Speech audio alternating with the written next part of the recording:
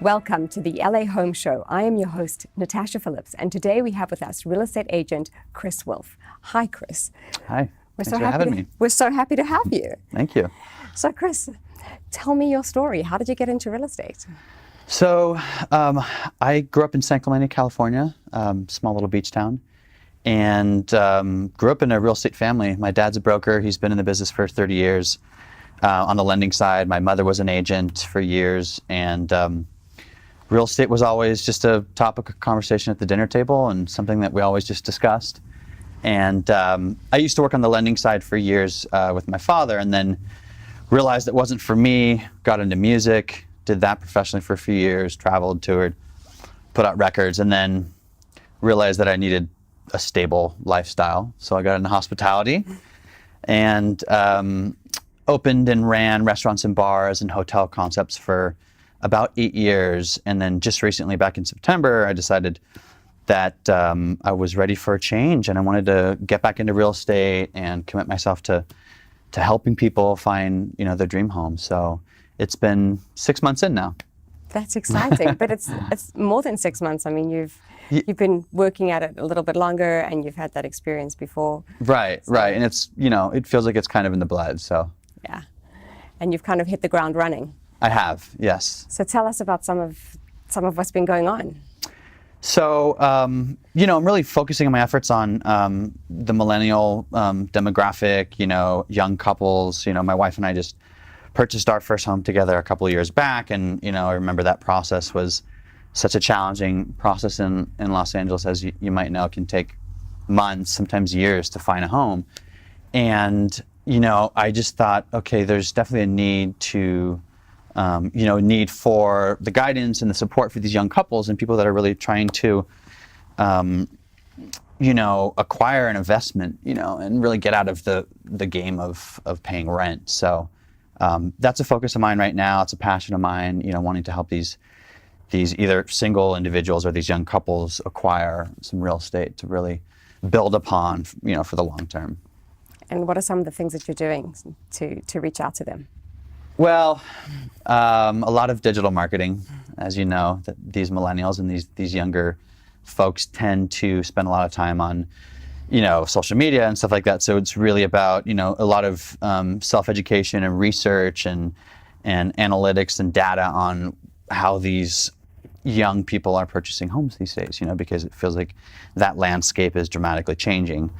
Facebook is a great resource, geo-targeting, obviously my personal network and going to social events and really just tapping into that sphere of influence is, incredibly important. And I think all successful agents do that. But I think these days, I think you have to do maybe a little bit more as it relates to online marketing in order to attract, some of these buyers that might not be in your neighborhood. They might not be going to an event that you're going to. They might be in Los Angeles, but on the other side of town.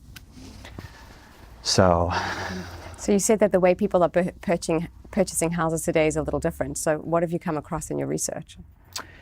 So, oddly enough, people are buying houses, straight off of Instagram. People are buying, or at least showing great interest just, off of online mediums and not even touring homes. I have a listing right now, actually, and that we have in escrow, and that was done without the buyer even seeing the property. Oh, wow. So I think these days, if you're able to present that piece of property or whatever you're offering in a great light online with great content, and you're able to target the individuals that you feel like would be potential buyers, I think that you can really add value to those consumers, them not having to, maybe they're looking out of state, maybe they're looking to relocate to LA or whatever that might be, and it might not be easy for them, to get to those open houses. So I think that that's definitely an approach and a tactic that I'm focusing on with my research and how to target those that aren't just, they're not down the street, right? So. Well, that's exciting. Yeah. So tell me one of your favorite listings that you've worked on so far. I think it's the listing that I have right now. It's actually, it's a great little pocket listing in East Los Angeles. and I was able to get it, in escrow within a week of getting the listing agreement, which was pretty exciting. And I had a couple of offers, and the first one ended up falling out, and I was able to respond with a better offer, immediately, and get that back into escrow. So that was, it's exciting for me. I think it's exciting for the sellers because, our plan was to take it to market, and if I can, get everything they want before it even goes to market, I think that there's huge value for them, knowing that they can cash out, they can get everything they want, and they can move on, kind of close that chapter in their life. So, very exciting opportunity for both of us. That is very exciting. So, yeah. So, being a new agent, do you have recommendations for people who are thinking about getting into the industry? It's like fresh in your mind as to how you went about doing this. Yeah, I do. It's as a new agent, it can be so overwhelming. You spend all this time, getting your license, and finally get your license, and then you find a home, as far as where you want to hang it, and then it's like you're off to the races. But there's so much that can come at you as far as where to pick up buyers, where to get leads, what are the online platforms you choose, how do you market yourself. And my advice would be to just focus on what feels right to you. Like if you're getting into real estate and you're new, and if you're comfortable with Instagram or if you're comfortable with LinkedIn, then just focus on that platform and put everything you can, all your energy into that. And you'll start to see over time, if you're vigilant and you follow up and you're professionally relentless, you'll start to see the fruits start to bear. And the first few months can be very challenging. It can be discouraging. You're obviously building a business. You're promoting yourself. There's a lot of things that you have to do.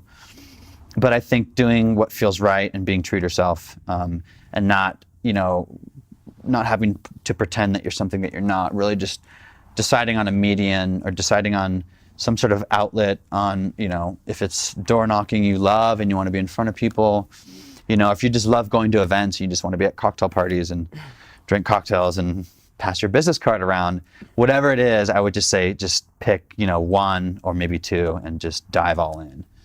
That would be my advice. So what's been your lucky charm?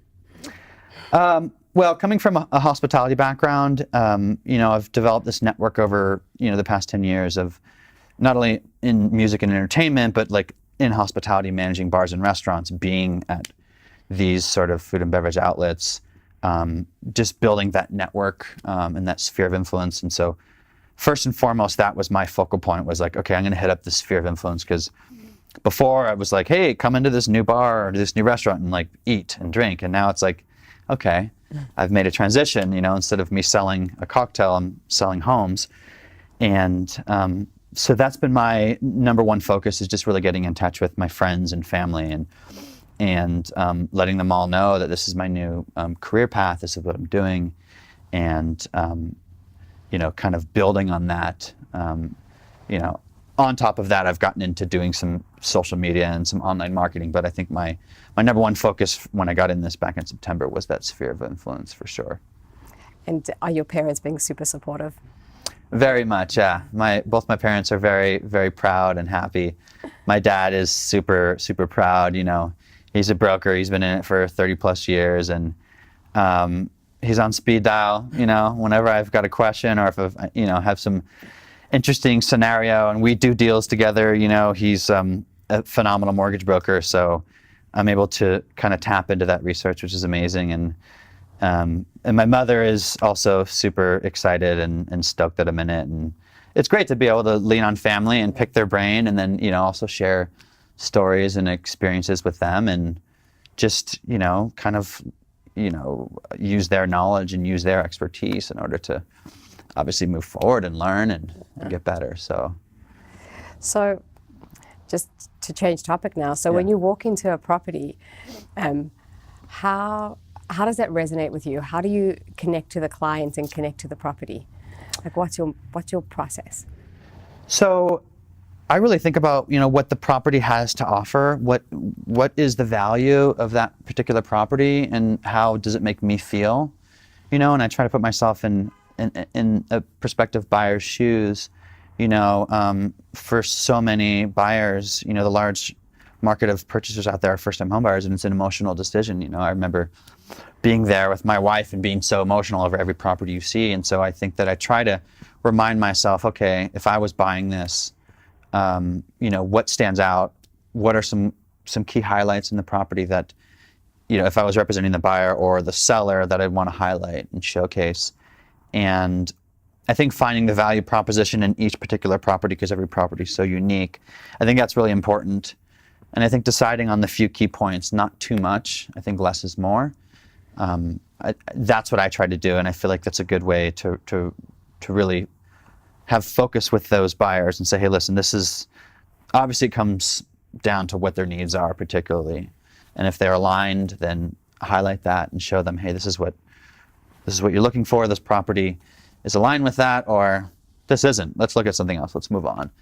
And I think it's really important to know what these potential buyers are looking for. Have those buyers consultations and really relate to them and understand what their needs are, and not just be out there showing them properties trying to sell them to close a deal and earn a commission, but really bring that hospitality component in and think about their needs and be empathetic, put yourself in their shoes and try and understand maybe what they're looking for, what's their motivation to buy? Are they planning on starting a family, or do they need more storage space? Is it a lifestyle choice? Do they want to be closer to the beach? Maybe they're a surfer.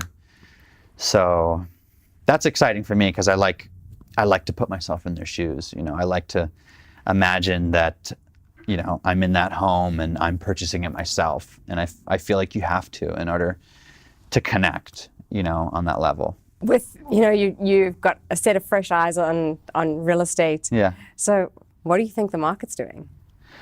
Well, it's like, that's the question everybody always asks, right? And so I know there's been some talk and concern about, the next recession and what is 2019 going to bring. I think that Los Angeles specifically, I think that the demand for housing is only going up. I mean, you see companies like Google, and YouTube, renting these office spaces and new leases coming in. Google just signed a lease for 600,000 square foot office space at the West Side Pavilion over here in West Los Angeles. And I think that these sort of things are huge telling signs that the market isn't going to be going down. The market's a little bit slow right now, but I think it's just correcting itself from where it was, last summer. And, we're not really seeing crazy over asking prices and bidding wars happening. It's not to say we won't get there again this year. I feel like we have just kind of fallen a little bit, and we're correcting, the market's naturally correcting itself, but I feel like it's going to go back up towards the middle of, through the end of this year. And I think that there's just a huge lack of supply. It's supply and demand at the end of the day, right? The principles of supply and demand, and there's so much demand for housing in LA, and there's truly still a lot of limited supply. And so I think that we're seeing people relocate from New York City. We're seeing people relocate from the Bay Area.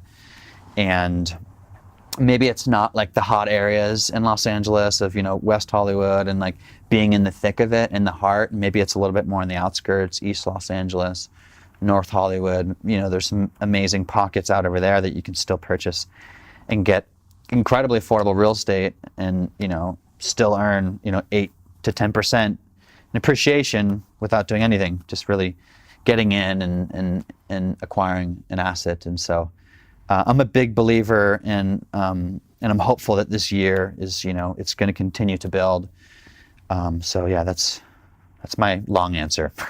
Well, no, it sounds very positive. Yeah. Sounds great. Yeah. So as my final question, Chris, I'd like to know, what are you most excited about? It could be work and personal or both. So I'm really excited about starting a family with my beautiful wife. And I'm excited to, connect with young couples that are starting families as well. And I'm really looking for that year. I feel like this is going to be our year for that. And I'm excited to build this business and meet new people and, really develop new relationships and connect with people and help people. That's really at the end of the day, my goal is to really help individuals get into properties and and really start planning for their future. So that's what I'm really most excited about. So It sounds awesome. Well, Chris, thank you so much for being with us. I really appreciate it. And thank you for watching the LA Home Show, where we discuss all things real estate, interior design, and much, much more.